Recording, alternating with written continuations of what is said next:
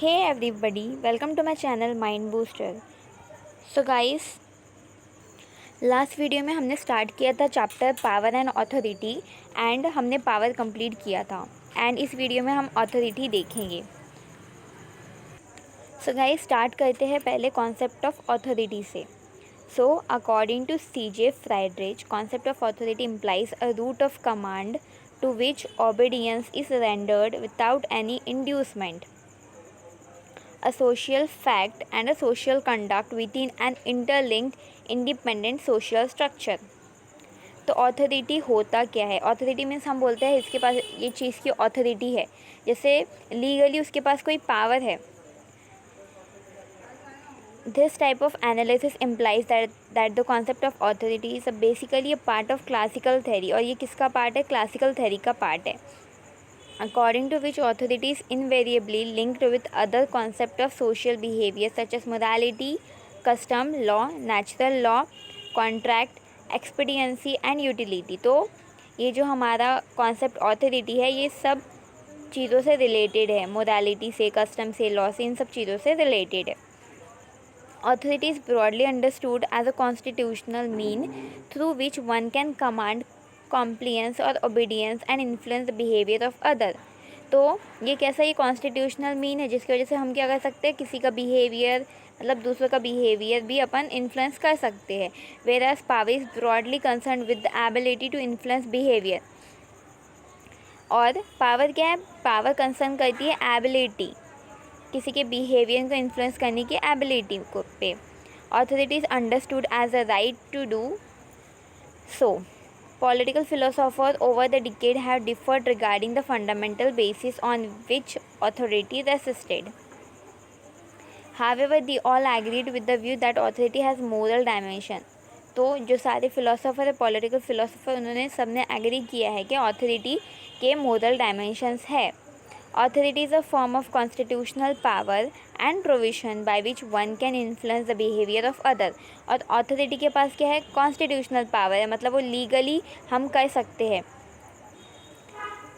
कि हम किसी के बिहेवियर को इन्फ्लुएंस कर सकते हैं. Power is more concern with ability where authority is attach with the concept of right. तो पावर किसकी है? एबिलिटी के ऊपर कंसर्न करती है, और जो ऑथोरिटी है वो करती है राइट के ऊपर. तो ऑथोरिटी है मतलब राइट है. Power is often identified with persuasion, pressure, threat, caution. Caution means मनमानी और वायलेंस.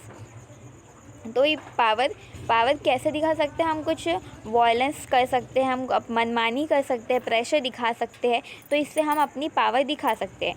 तो constitutional overtone is absent in the case of power. Power में जो कॉन्स्टिट्यूशनल वर्ड है, कॉन्स्टिट्यूशनल ओवरटोन है, वो मेंशन नहीं है, वो एब्सेंट है.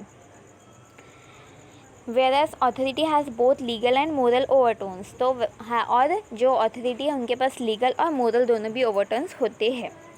मॉडर्न सोशियोलॉजिस्ट हैं approach the concept of authority from a different angle. तो जो मॉडर्न सोशियोलॉजिस्ट थे उन्होंने जो ऑथोरिटी है उनको डिफरेंट एंगल से पढ़ा और समझा.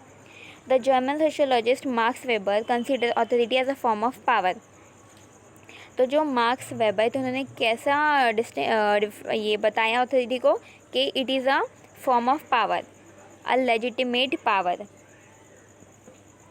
तो उन्होंने क्या बताया ऑथोरिटी को? Legitimate power. लेजिटिमेट का क्या होता है? बाय लॉ या फिर लीगल. तो लीगल पावर.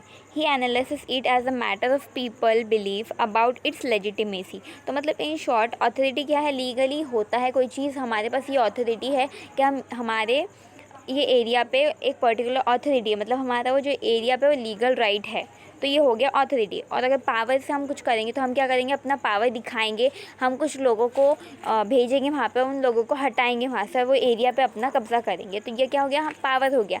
लेकिन ऑथोरिटी में कैसा होता है कि वो लीगली हमारा होता है, बाय लॉ, बाय राइट्स हम वो चीज़ करते हैं.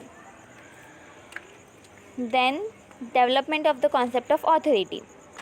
The concept of authority has become a highly controversial aspect of political theory in contemporary international political system.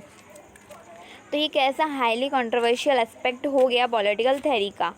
The progressive growth of individual rights and liberties, the world wide movement for human rights and the advance of tolerant और permissive social ethics have encourage social scientist to look at the concept of authority.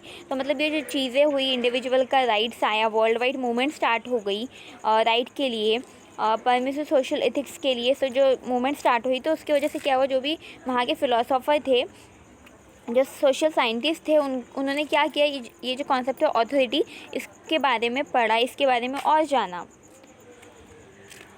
और this development in the field of social science has ensured a backlash that has encourage the defender of authority to highlight its important. तो इसी से जो authority है उसका meaning, उसकी definition, important, ये सारी निकल के आई। Beginning from the social contract theories of the 17th and 18th century, there has been a spread of liberal literatures in the field of social science that provided a classic justification for authority. तो फिर एक classic justification authority का दिया गया। These liberal theories emphasize that in the absence of an establishment legal authority to ensure order and stability as well as to protect individual liberty and right, there could be imbalance in growth of social system. To neutralize the authoritarian trend in society, this liberal thinker suggested that authority could be constrained through legal rational form of constitutional provision as the very basis of authority arising from below the consent of the governed। तो वही constitution के through ये सारी जो authority है उसे apply किया गया। The conservative thinker on the other hand, तो ये किसका, लिबरल थिंकर थे, उन्होंने बताया। अब कंजर्वेटिव थिंकर ने क्या बोला, they always regarded authority to quid Roger Scruton as an essential feature of all social institution, a natural necessity। तो उन्होंने क्या बताया, अथॉरिटी को नेचुरल नेसेसिटी बताया for leadership, not a result of consent from the governed. So फिर ये conservative ideas है उसके बारे में बताया है, natural change in order to conserve, तो ये सारी चीज़ें आती है इसमें। Then the advocates of conservatism are Edmund Burke, Michael Oakeshott and Erwin Kristol. The advocate of authority strongly plead that an erosion of authority would lead to authoritarianism and totalitarianism। तो मतलब ये जो थिंकर्स हैं, आपको इनके नाम याद रखना है, और जो इनकी एक पर्टिकुलर इन्होंने स्टेटमेंट दी है, आपको वो भी चीज़ें याद रखना है। तो इससे आपको कैसे एग्ज़ाम्स में आपके आंसर राइटिंग में ज़्यादा हेल्प मिलेंगी। तो बस ये चीज़ें बताई गई है अथॉरिटी में। तो सिंपली अगर हम डिफ्रेंशिएट करेंगे पावर और अथॉरिटी को, तो कैसे करेंगे, पावर क्या होती है, एक मतलब जो हम पावर दिखाते हैं वो कोई लीगल चीज़ नहीं होती है, कोई राइट नहीं होती है, वो हम अपनी मनमानी से, देन फिर अपना जो स्ट्रेंथ है, एबिलिटी है, उससे दिखा सकते हैं। लेकिन जो अथॉरिटी है तो वो हम अपनी स्ट्रेंथ, एबिलिटी, ये चीज़ों से नहीं दिखा सकते। उसके लिए हम लीगल तरीके यूज़ करते हैं, और वो लीगल चीज़ होती है। कॉन्स्टिट्यूशन में भी कॉन्स्टिट्यूशन के हिसाब से होती है, एंड वो गवर्नड होती है। ओके, तो ये हो गया अथॉरिटी।